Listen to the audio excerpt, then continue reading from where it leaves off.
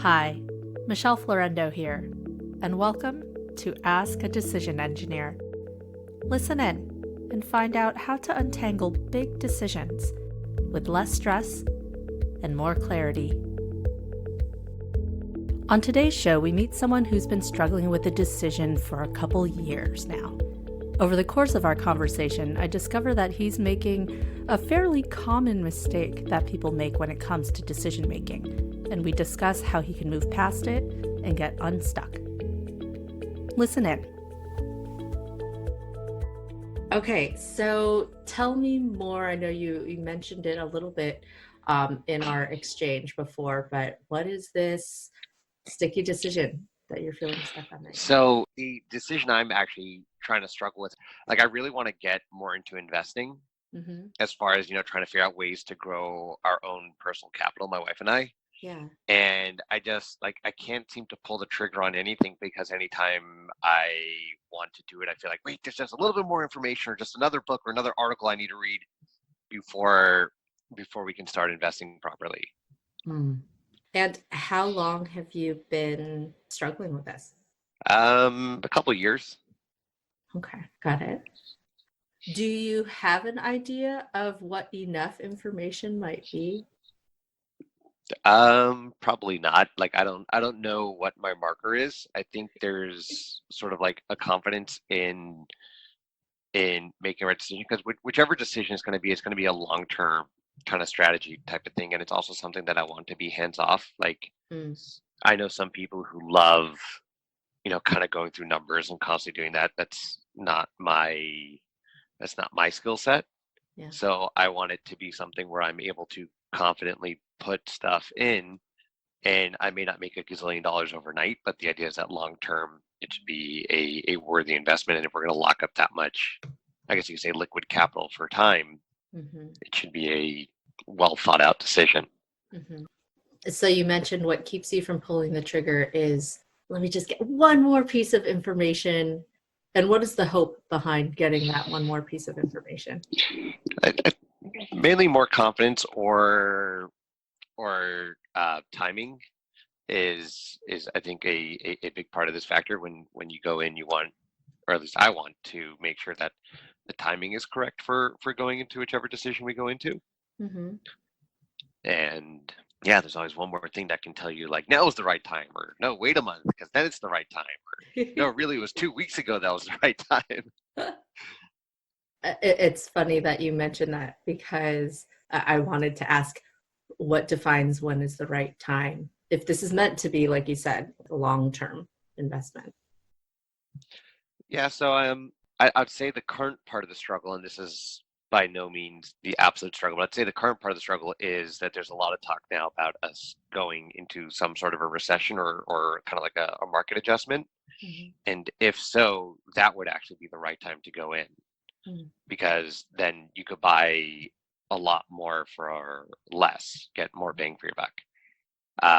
Coming in now when the market's still doing very well is not the right time, because that's when everybody else wants to go in because it's doing well, but you end up buying stuff at a premium rather than on sale. So I guess that's kind of what I'm telling myself now is the challenge. Yeah. So right now what comes to mind is my first instinct is always to just draw the decision, right? Just to get it on paper. And so what I'm hearing, let's see, it sounds like for the 15 to 20 years out, that's what your retirement is for. And you're really looking for kind of this mid time frame that is kind of along the lines of, well, we usually know over a 10-year cycle, the market returns, whatever it is. But if you need things to return shorter than that, when is the right time?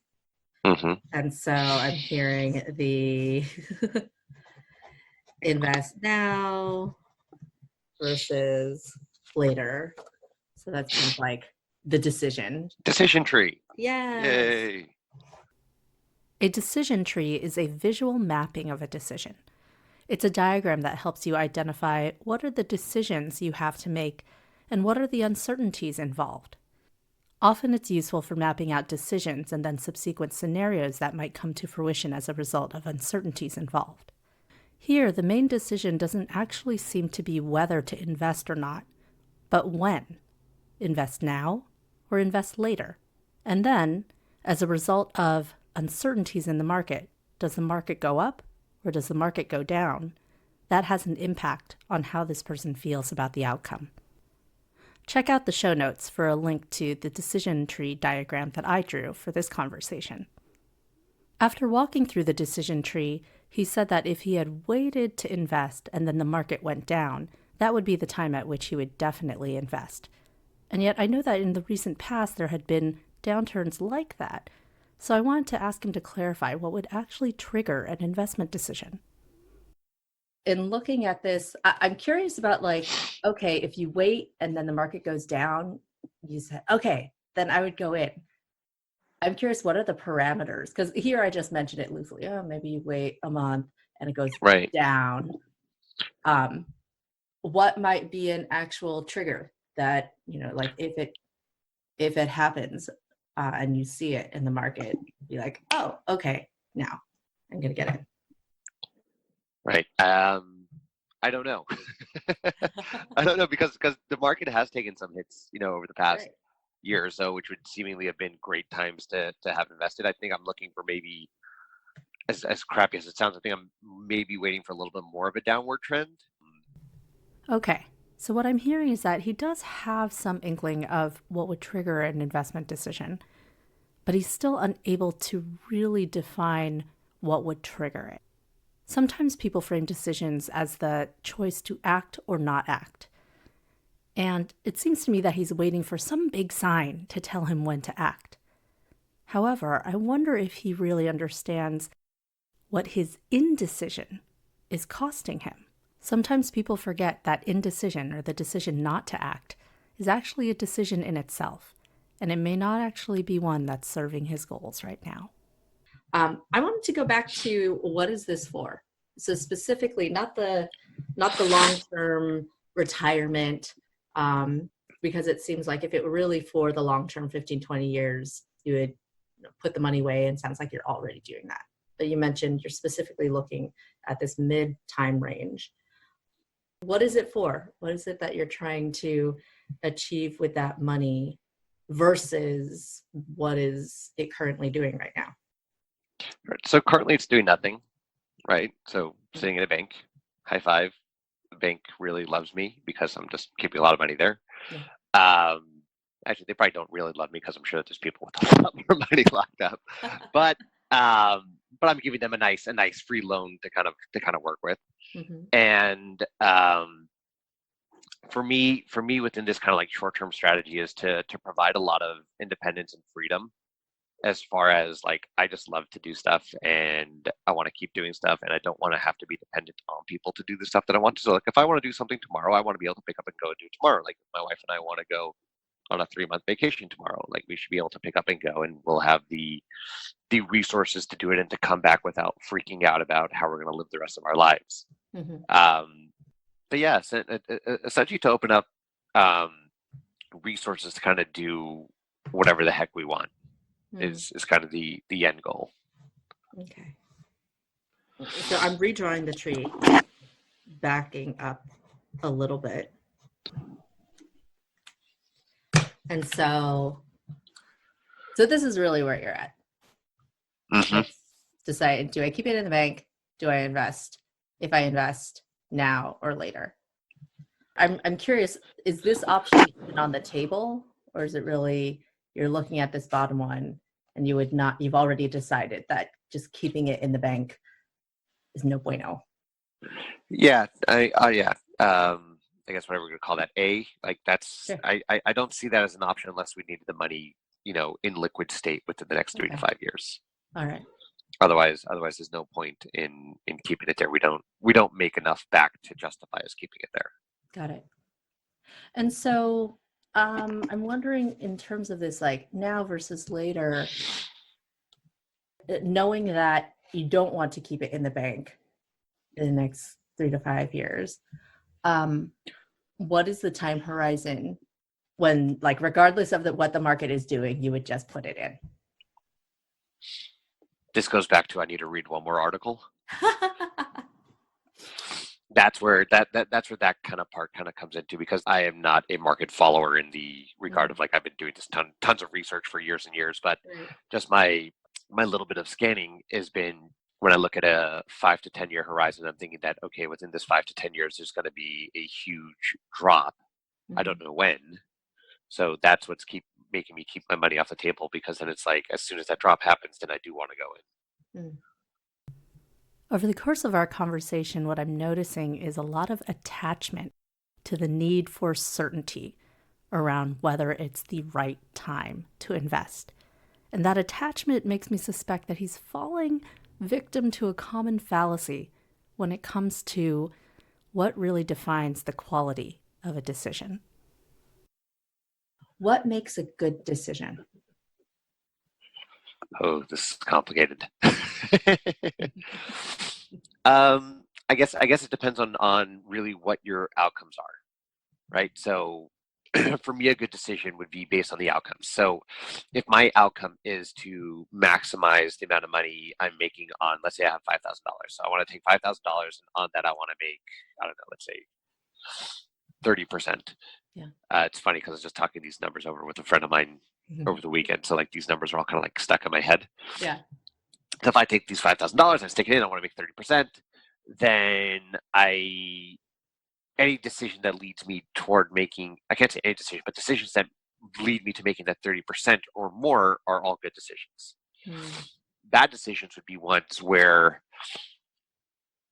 I were to allow emotions or other things to influence me in ways which are not going to end up with my goal. So like I might get cold feet, let's say, or get afraid and try to withdraw from certain investments.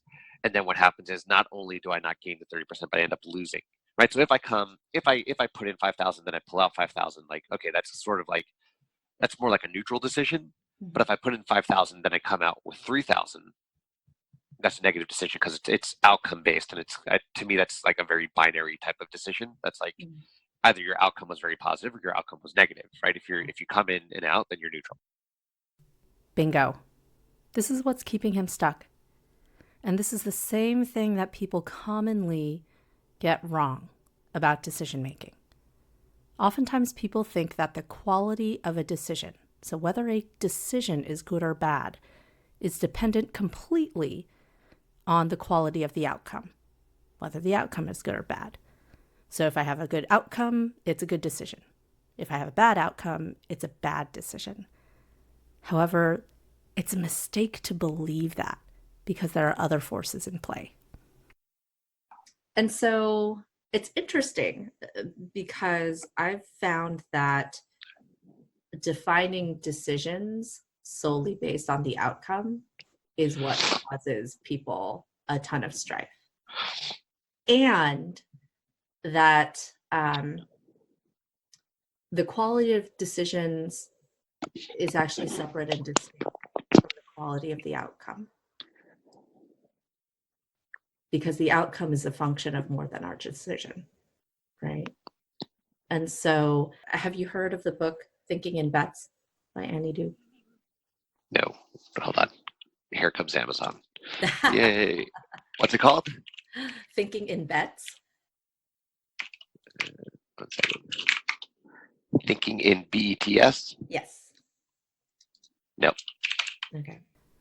Believing that the quality of a decision is the same as the quality of the outcome is such a commonly held misconception that it may be difficult to understand why this isn't actually true. Annie Duke uses a great story in her book, Thinking in Bets, to demonstrate why the quality of a decision is actually separate and distinct from the quality of an outcome. Let's say someone's been drinking, and now they have to decide how they're going to get home. They could either get behind the wheel and drive home in their car, or they could call for a ride. Let's say that they get behind the wheel and drive home, and they either get a ticket or hurt themselves or hurt someone else. Not only is that a bad outcome, most people would agree that's a bad decision. On the other hand, if they call for a ride and they get home safely without any incident, not only is that a good outcome, many people would agree that's a good decision. We're still on the same page? Now, let's say that the person decided to get in their car and drive home, and nothing happened. They got home safely. It was a good outcome.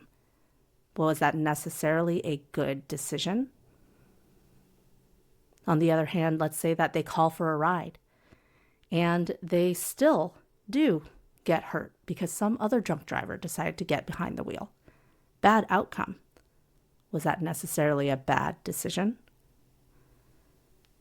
So you see, because outcomes are a function not only of the decisions we make, but also because of forces outside of our control, the quality of the outcome is not the only thing that defines the quality of a decision. And so it's a common mistake to believe that the two are the same. What for you would constitute a good decision in this case, regardless of what the outcome is?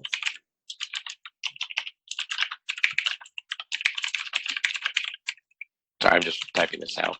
Mm-hmm. What for me would constitute good decision making regardless of outcome, e.g. drunk driving versus taxi home. Or in other words, what process, what objectives, what parameters in this case would lead you to a decision that you feel like you can live with, be happy with, and content with, regardless of what the outcome.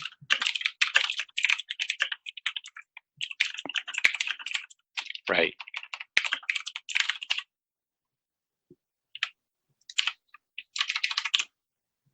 And I wonder if maybe the answer to that question is more important than what is the piece of information you need to be able to make a decision or to pull the trigger. What do you think? Yeah. This is my non-committal yeah. So I think I like how you framed it. There's still a part of me which is just like, no, I need more information or whatever. Or, but I do like just the idea overall when it comes to decisions. I wanted to address what you had talked about before about, there's still a part of you that still wants like one more piece of information, read like one more article. And I think that's probably coming from a couple different places. One, we as humans don't like uncertainty. Right. We feel like we can get closer to certainty. Yay. But the way that the world works, we're human. I don't think anytime soon, or at least when you need to make the investment decision, we're going to get to the point where we can predict the future. And we're never going to have enough information. And I would say even like, the articles that you've been reading, who are probably written from, like you said, you're not one who follows the markets very closely. And these people probably are. They also still can't predict the future. Sure. Even as knowledgeable as they are. And so just wanted to like call that out too. No one can predict the future. Yeah, we haven't gotten to that point. And I feel like if we do get to a point where something can predict the future, it'll probably be robots. And I'm still a big believer in relishing in what makes us human.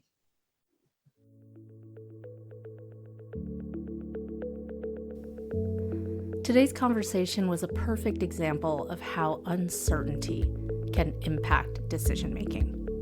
If you find yourself always wanting to get one more piece of information, first ask yourself, is what you're trying to find out actually knowable? Because if it's not, waiting for that one more piece of information or striving to do more research may not actually get you any closer to making a decision that's aligned with what you want. And it may even be causing you to put off the decision in a way that is contrary to what you're trying to achieve. The other big takeaway here is that the quality of a decision is separate and distinct from the quality of an outcome. All you can do is focus on what you can control. Sure, you can gather some information to try to get a sense of how uncertainties may play out, but no one I know, and I don't think anyone you know, as of now, is able to predict the future with certainty. And yet we need to be able to learn how to make decisions in the face of uncertainty. And one way to do that is to acknowledge that the quality of a decision is separate and distinct from the quality of an outcome. And all you can do is make the best decision you can with the information that you have. Decisions are about what you can control, not about what you can't. And so there's no sense in beating yourself up over the parts that you cannot control.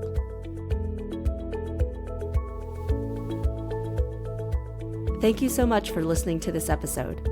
If you know of someone who might benefit from learning more about decision making, send them a link to our website, askadecisionengineer.com. Also, the website is where you should go if you're interested in more resources on decision making, or if you would like to submit a question to potentially be answered on a future episode.